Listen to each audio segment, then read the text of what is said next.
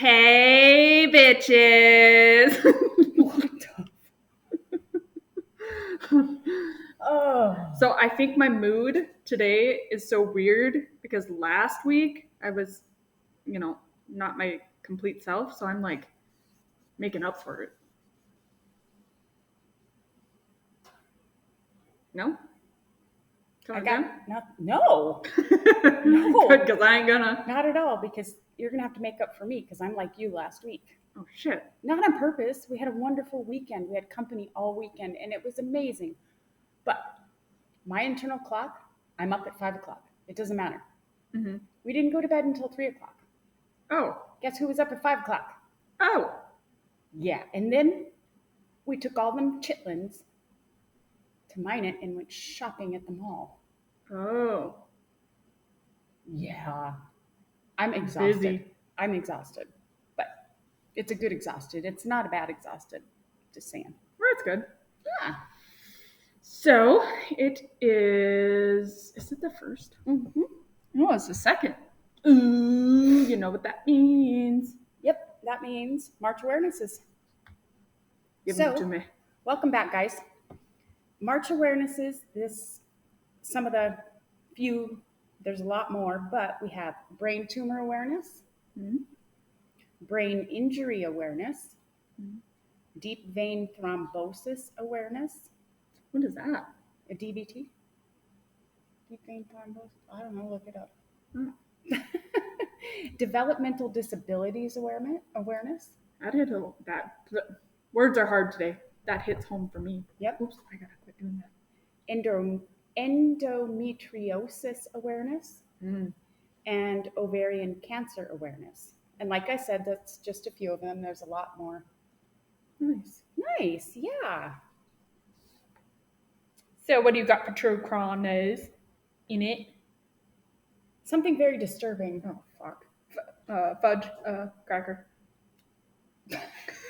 Sorry, Brad. Sorry, Brad. Love you. In true Doppelganger. In true crime news, an Indiana woman is accused of marrying her biological father. A 44-year-old woman was arrested for reportedly marrying her father while she was still married to another person in order to receive his veterans benefits. For more information on that story, you can go to truecrimenews.com.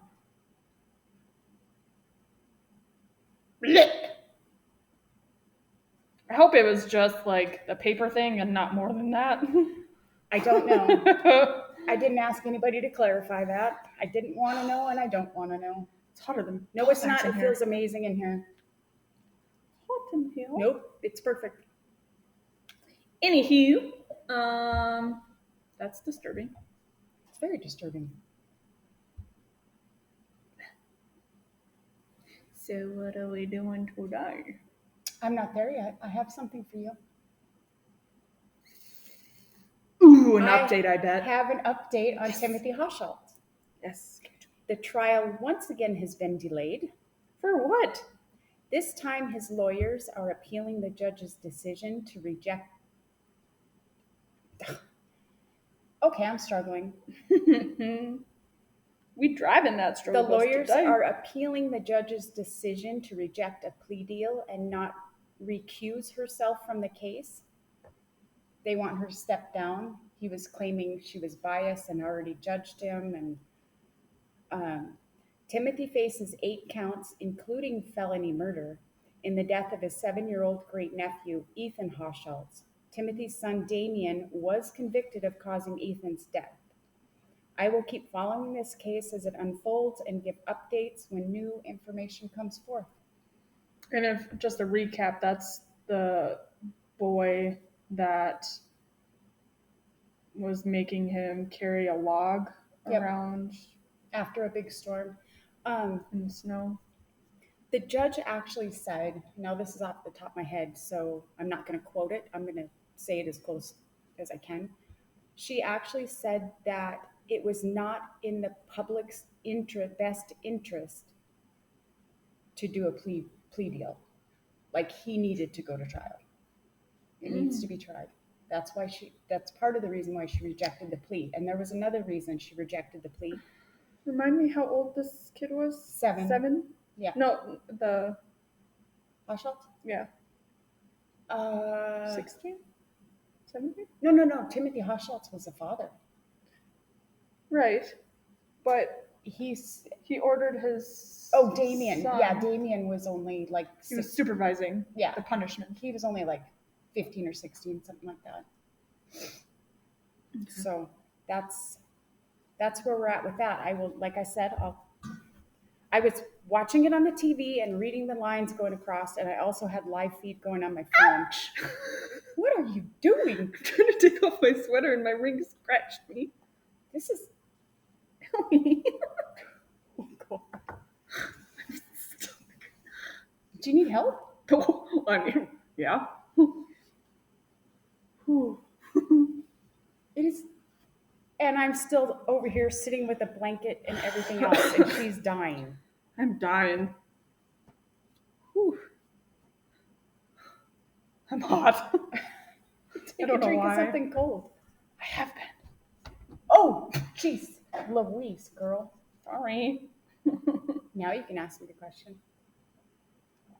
What are we doing today, Enid? Oh, God. Well, I screwed this up. We're covering. Why does my nose start running the minute we're on air? Why? Probably because there's a lot of dust and shit in here. Okay, so we're going to cover Cindy Collier and Shirley Wolf. It's a case from 1983.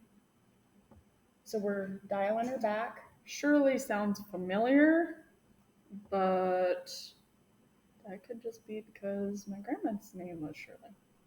Awesome. Excuse me. I raised her better than that. I swear I did. Yeah, but then along came my dad, who buffed me up a little bit. Yeah, I guess. Hi, Dad. I love you. So we're going to... I am my father's daughter. You are your father's daughter, but you look like your mother.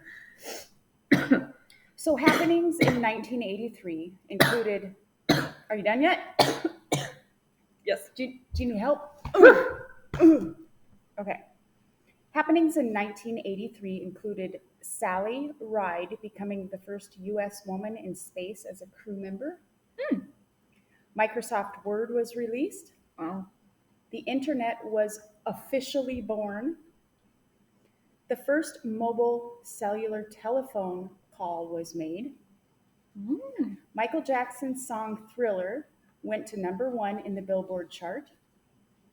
And Sony and Philips released their CD players in America. Isn't that interesting? That's crazy. Fashion trends in 83 included tailored suits with big-ass shoulder pads. Oh, yeah. Oh, yeah. Oversized blazers, bold colors, tracksuits, leg warmers, chunky jewelry, scrunchies, fingerless gloves, and I'm sure that has something to do with Michael Jackson just wearing the one glove. I don't think they were fingerless, but he always wore a glove. Bucket hats, high-waisted jeans, crop tops, and miniskirts. Huh. Pretty much everything that's in trending now. Yeah. How right you are. High-waisted, crop tops, scrunchies, all of the above. I put my hair in a silk scrunchie every night. We do. Does it help? I don't know. Do I do it anyway? Yep. Did you put a sleepy cap on too? Nope. Because it interferes with my sleep eye mask. Oh. Have you seen those eye masks that actually have Bluetooth speakers in them? No. I'm getting one. That is a must-have.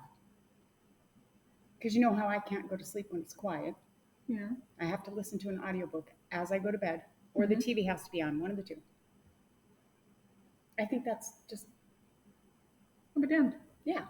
So then when I go camping and I take my naps, everybody can keep partying outside the camper and I won't hear their shit. True. because I'll have my eye mask on so it'll be dark and my speakers will be in there and I can listen to my audiobook in peace There and you take my go. nap. There you go. I know. Oh, it sucks to get old. Okay, so Sweat pimple on my chest. Sorry. cool. So I'm calling these two teens the deadly duo. Uh-oh. We are diving into the lives of Cindy Collier and Shirley Wolf. This case made me feel all of the feels. Oh, shit.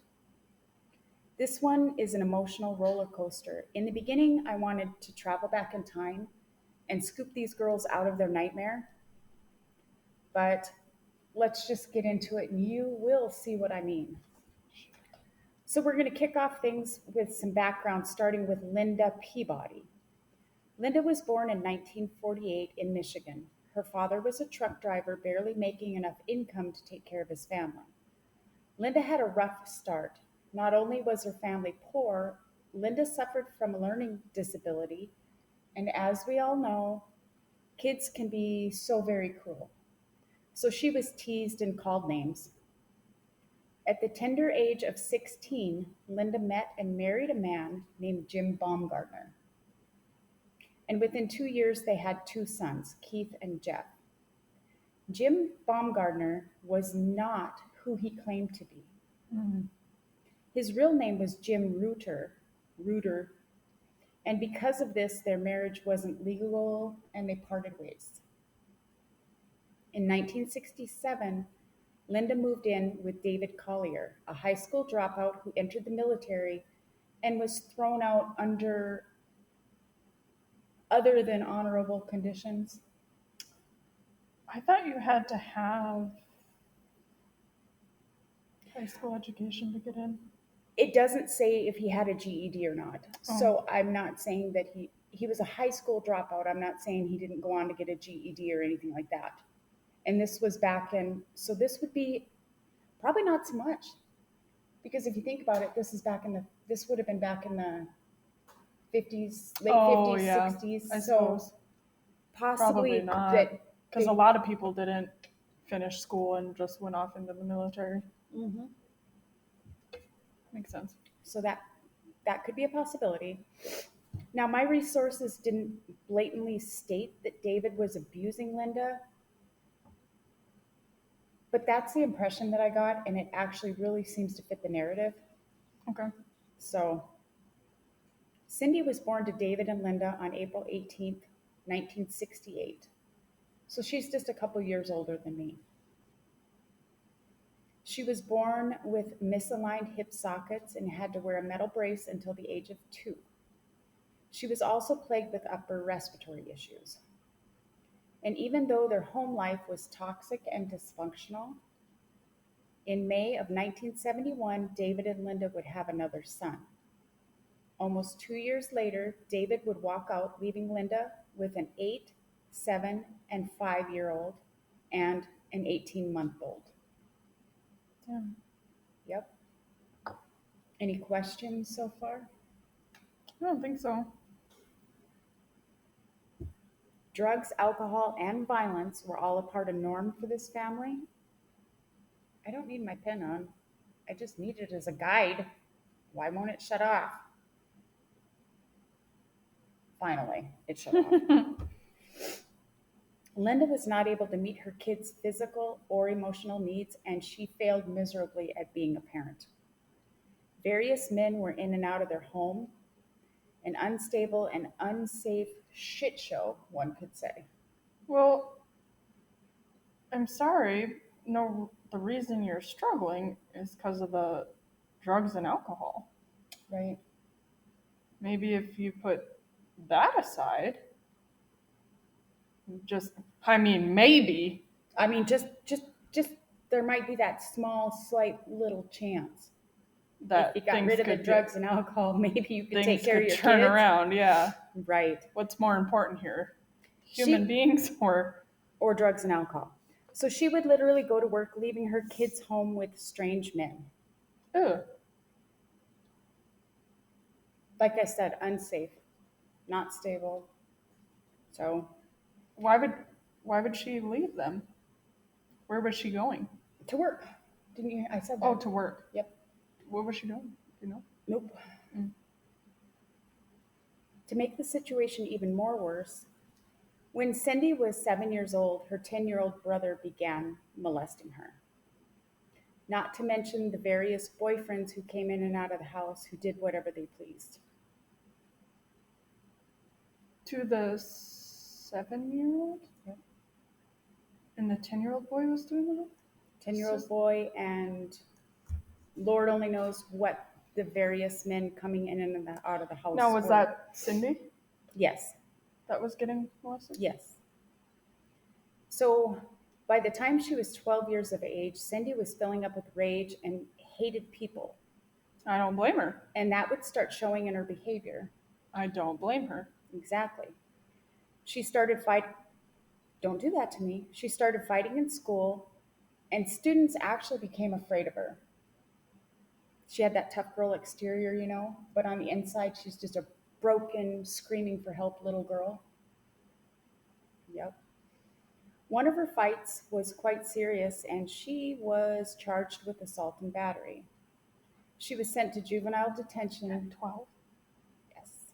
Wow. She was sent to juvenile detention and sentenced to 16 hours of work project.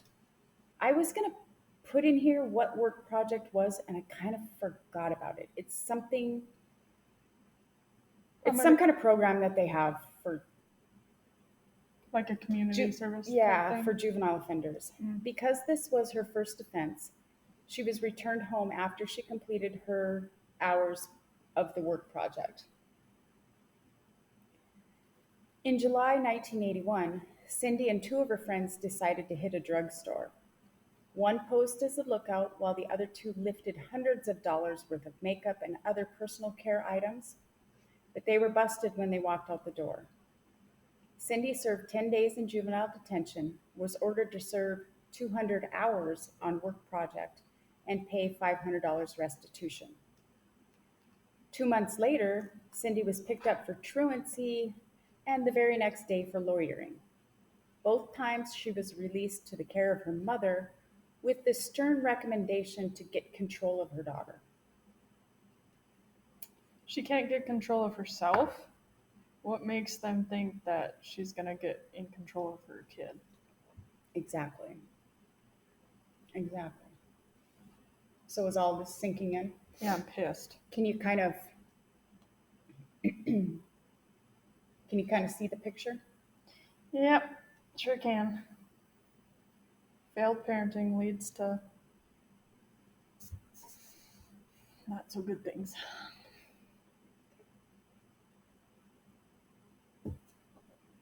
A few weeks later, at her review hearing, her probation officer stated that Cindy, quote, appeared to be maintaining a home and fairly well in school, unquote.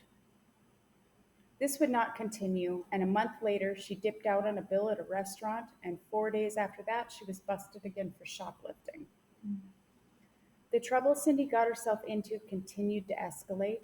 This time, the judge made the statement, quote, it is clearly evident that the minor cannot function adequately in the mother's home.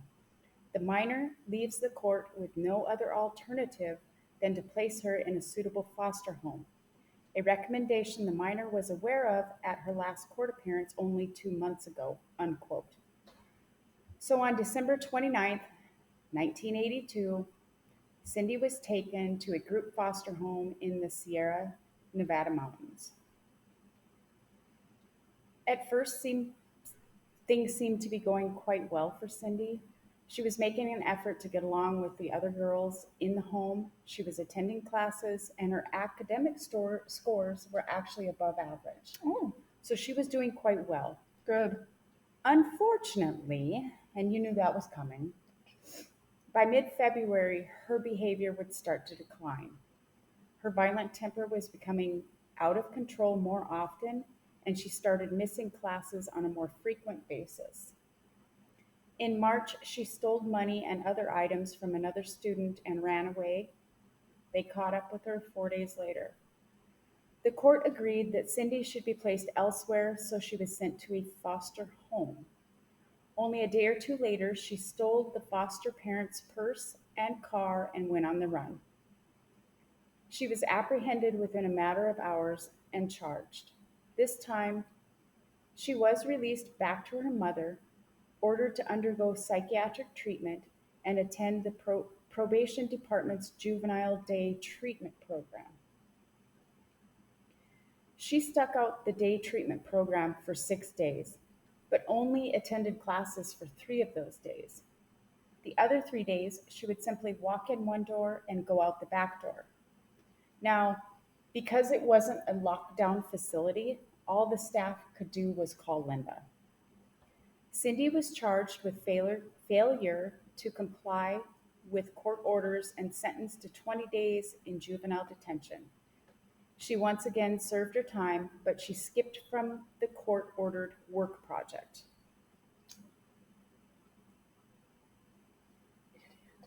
So we're going to let all that sink in while I take a drink and hit off my stupid vape because, at least I don't smoke cigarettes anymore. You know, Let that sink. I just feel like if her mother would have straightened her shit out and would have been there for her kids, prioritized her kids, I think Cindy would have been a completely different child. I could not agree more. Because she wouldn't have been molested. She wouldn't see her mother choosing men and choosing drugs and choosing alcohol over her kids. That leaves a very unwanted feeling. It does. Very much so. Yep. And your self-worth even. Yeah. Her self-worth had to be shit. Yeah. Like she was nothing. She's just... So of course she's going to act out. I'm sorry, I kicked a box. Oh, scared the crap out of me. But this is a tiny little girl. Well, by this time, she's a teenager, but just a little girl, just screaming for, bad attention, negative attention is better than no attention at all. Mm-hmm.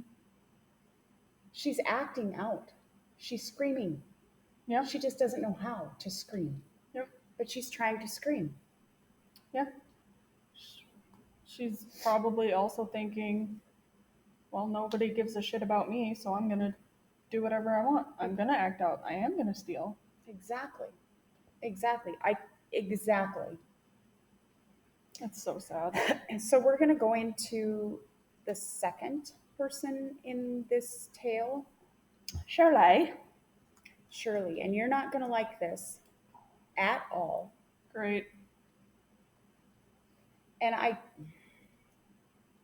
so the book that I'm reading goes into great detail, but I did not take a lot of those details because this is already a two-parter. So there were some things that I didn't put in, and I kind of wish I would have now kind of hit on them a little more, but you will get the general idea. Mm-hmm. And it's going to make you sick to your stomach. Fudge. That's what I said. I said fudge. Sorry, bud. So Shirley Wolf was born April 17th, 1969. So a year older than me. So these ladies are about, close to my age right now. And they're a year apart. Yep. She was born to Louis Wolf and Catherine Giuliano in Brooklyn, New York. Over the next 4 years, they would have 2 more children, sons named Louis Jr., nicknamed LJ, and William.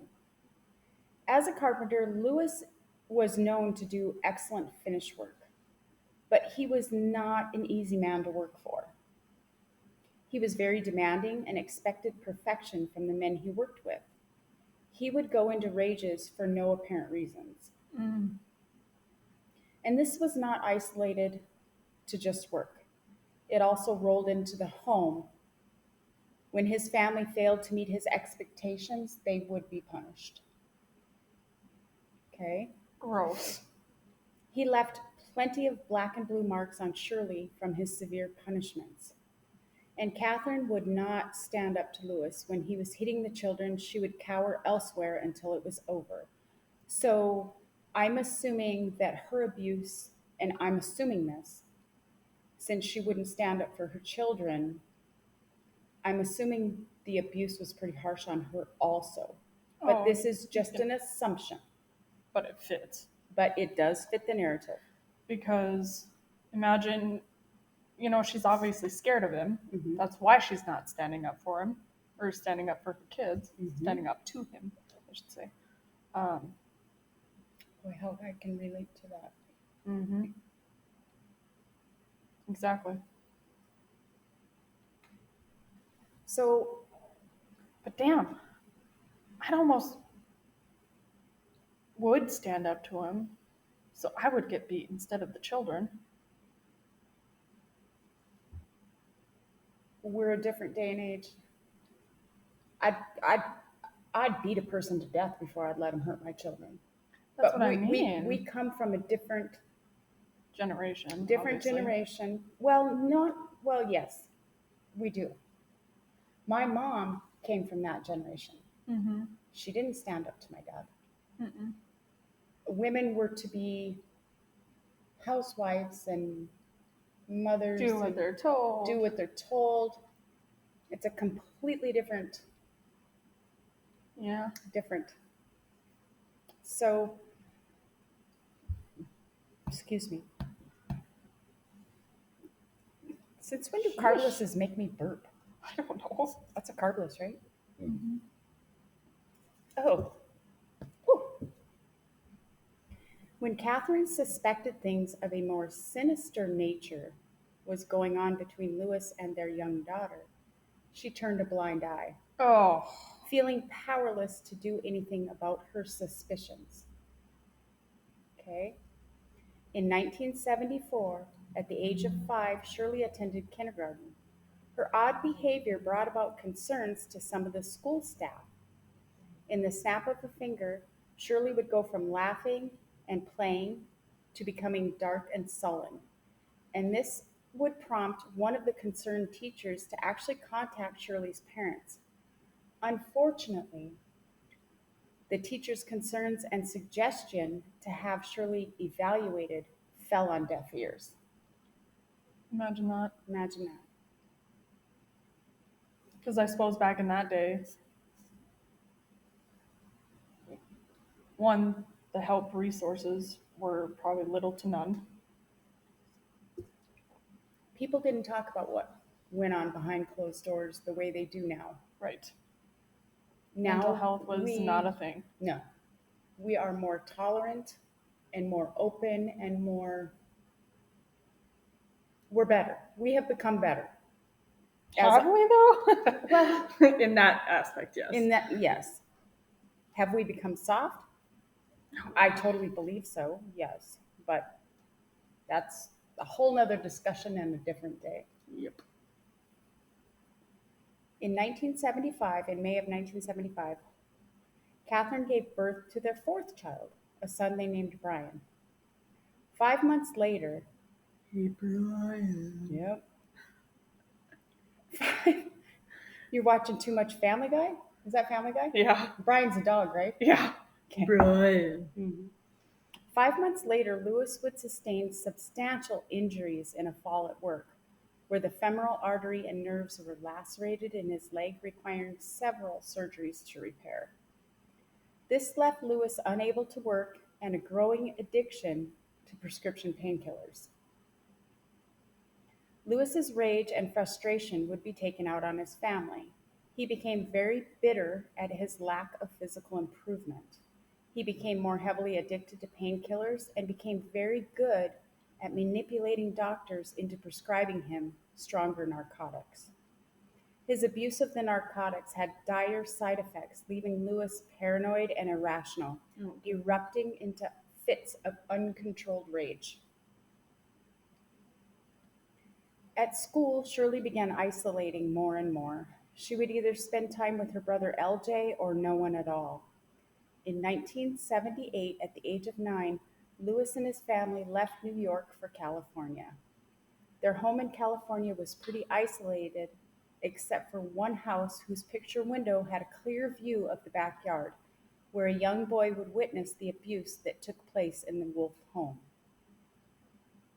Was addiction like a thing back then? Or was it was kind of a rare thing, right? Well, I don't know. I wasn't from back then.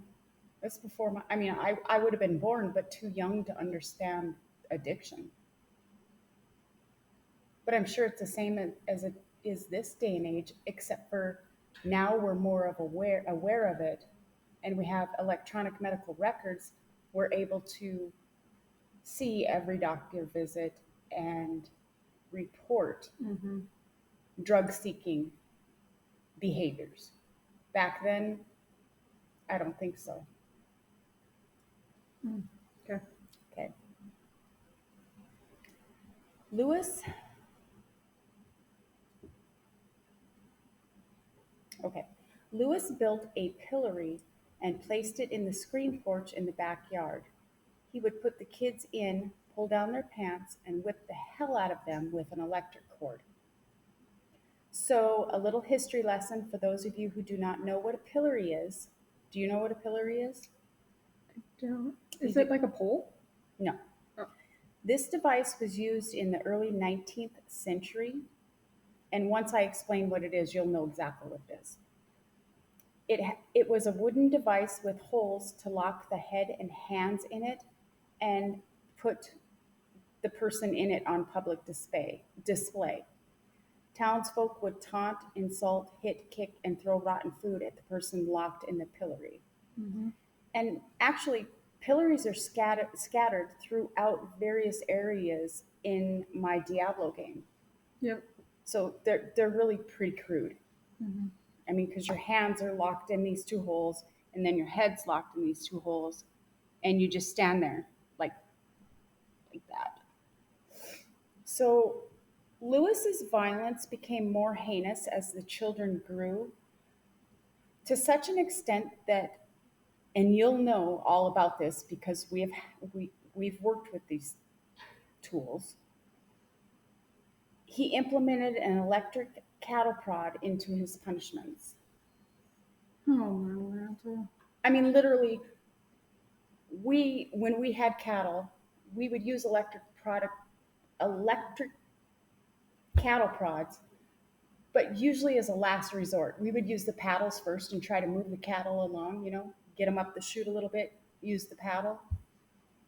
There was maybe once or twice that I ever had to use a prod to get an ornery one where it needed to be. So imagine a 1,500, 2,000 pound animal getting hit with a cattle prod, Mm-hmm. and it hurts them, Mm-hmm. and it shocks them so bad that they get their asses moving. Yep. Imagine a tiny little kid. Nope. What it would do that to them. Oh, I've been shocked by an electric fence. me too. That's enough for me. You keep a freaking cattle prod away from me. I don't care how low the batteries might be. You keep that shit away from me. Brandon chased me with one. Oh, I could. And the battery was almost dead, but it still smucked. He got you with it? No, but he would like get close to me and And you he'd could push hear the it? button. I could hear it. Oh, that made me go even faster. Yeah. And you could see the little electric waves. Mm-hmm. Oh. Nope. Nothing. Okay. So anyway, yeah, he used an electric. And I'm assuming that would leave burn marks. I am not 100% sure on that. I cannot say yes and I cannot say no because I don't know. Okay, keep talking. Are you going to look it up? I am. I don't want you to miss anything, so maybe I'll just wait a minute and you can read it. Does cattle prods Leave burn marks on humans. leave burn marks It doesn't on the cattle. on humans? If more powerful prods are applied continuously to the skin, the current eventually causes heating, searing, burning, and scarring of the skin at the contact point. So that's a yes.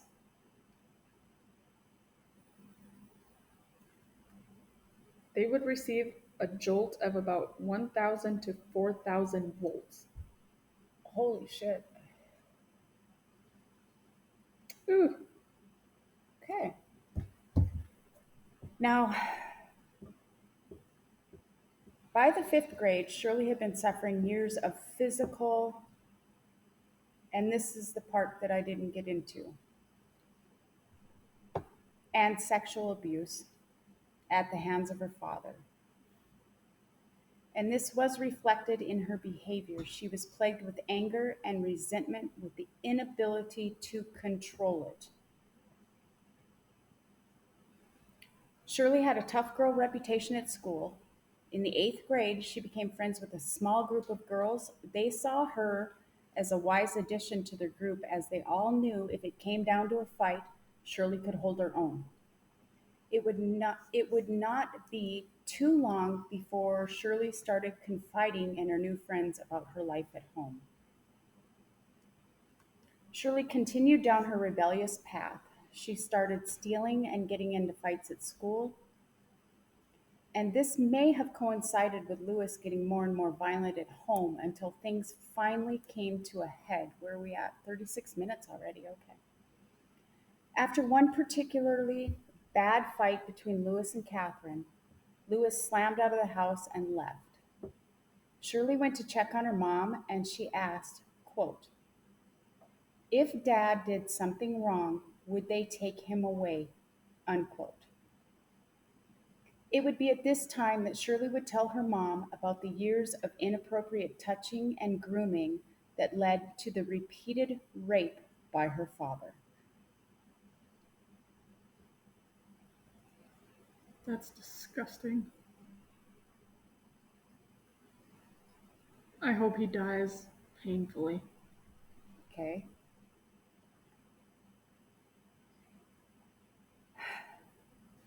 Catherine called the police and they were taken in for formal questioning.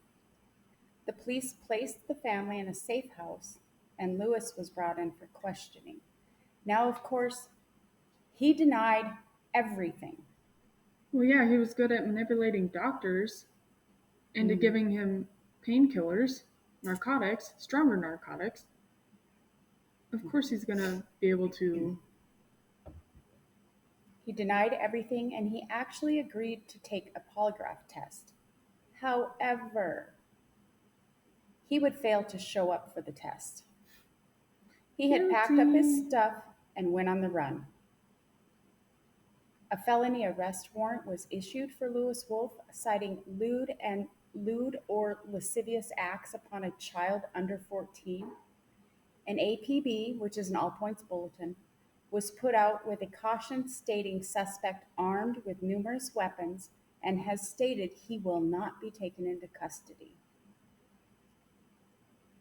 Unfortunately, Lewis got to his family before the police could get to him. Now, I do not know what took place during this time that he had his family, but on November 22nd, he called and was taken into custody.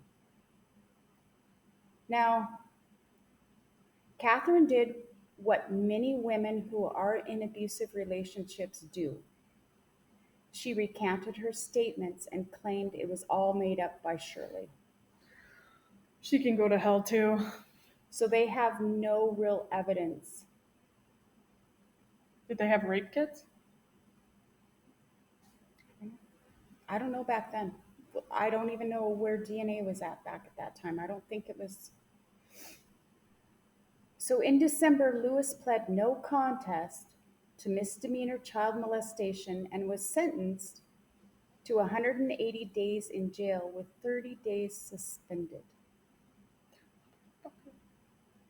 Wow. In the meantime, You know, I had a really good day today, and you're freaking ruining it. I'm sorry. Bitch. I am so sorry. Are you, though?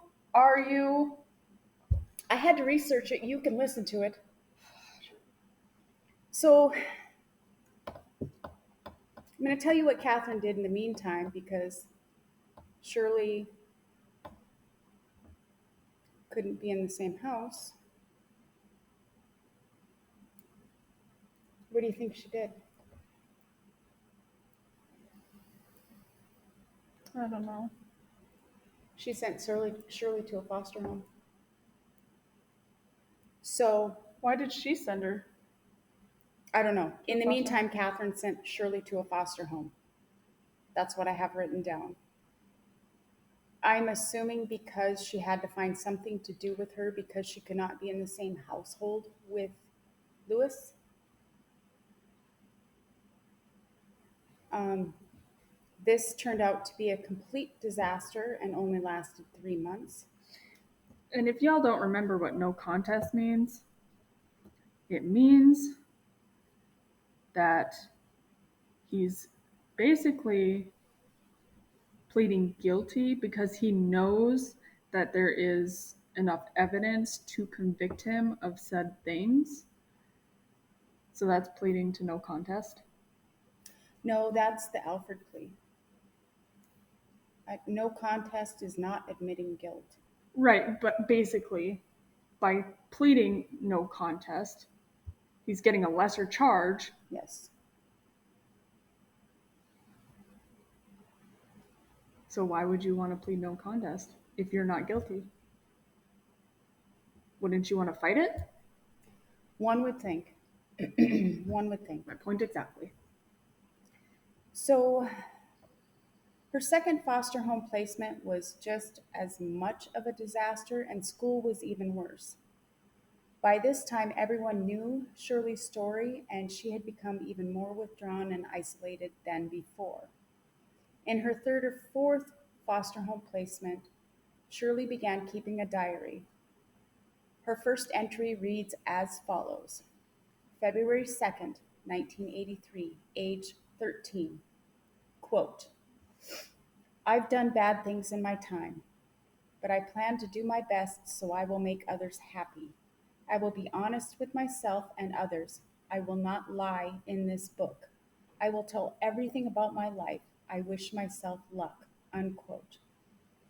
On the inside back cover of the diary, also dated February 2nd, she wrote, quote, If this book is ever found and I am famous, alive or dead, please keep good care. If you sell it, please remember this book holds my memories, feelings, and thoughts and troubles and needs.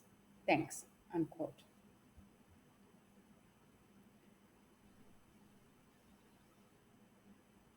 Shirley began to have a lot of inner turmoil.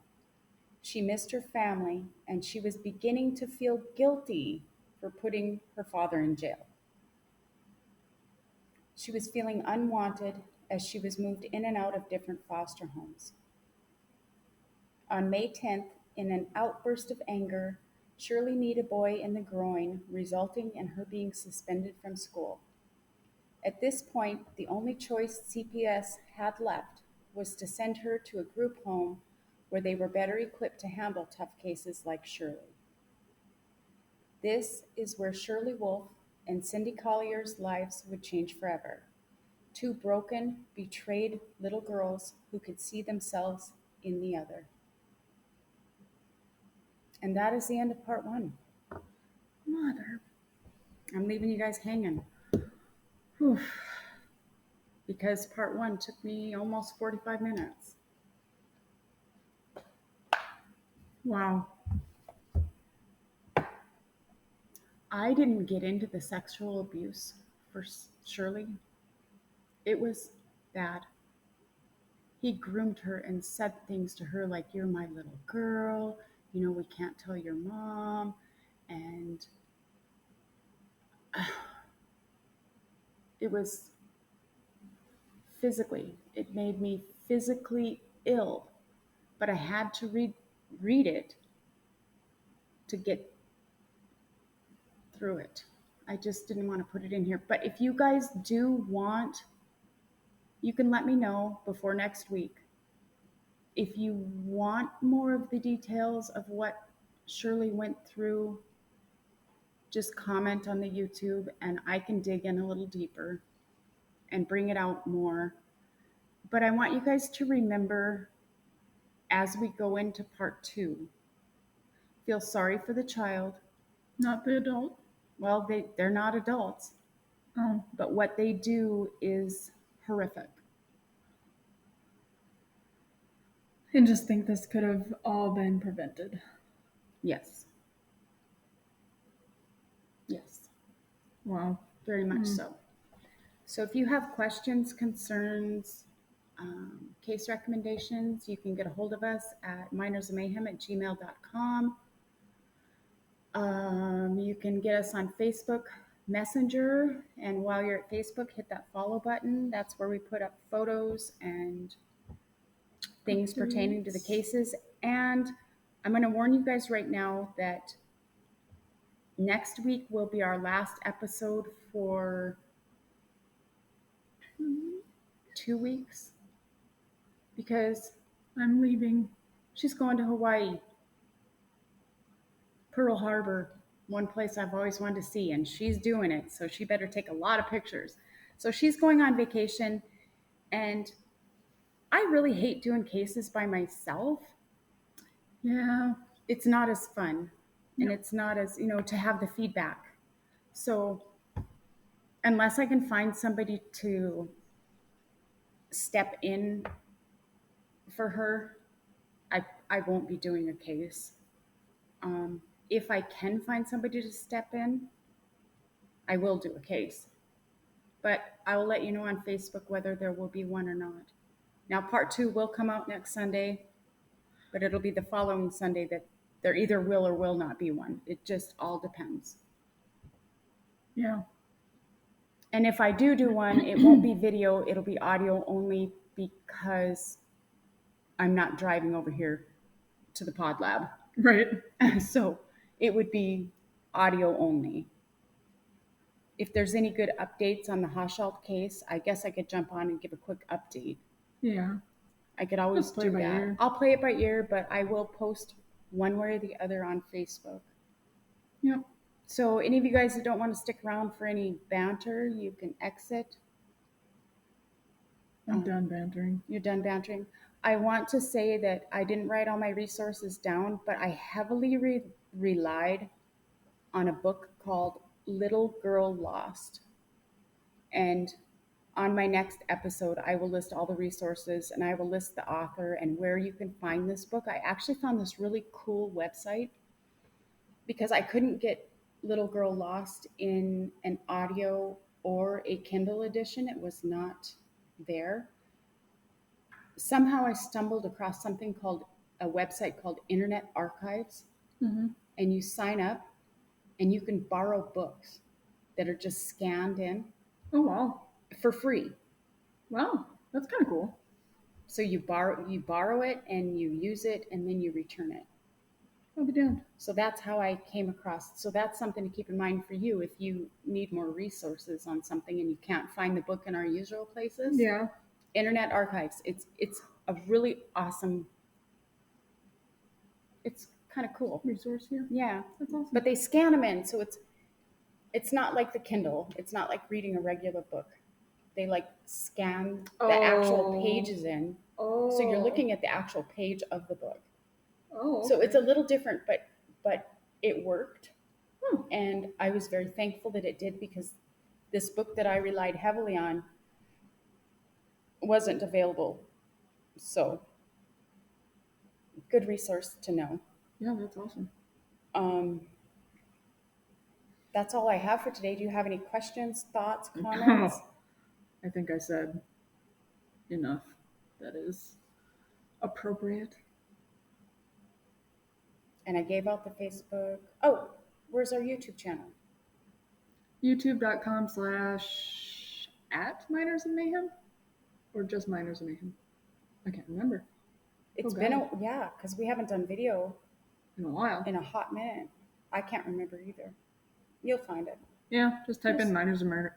Miners of Miners Murder. of Murder. Miners of Mayhem. In YouTube, and it should pop up. Yep. We love you guys, and we appreciate each and every one of you, and we'll see you for part 2 next week. Bye. Bye.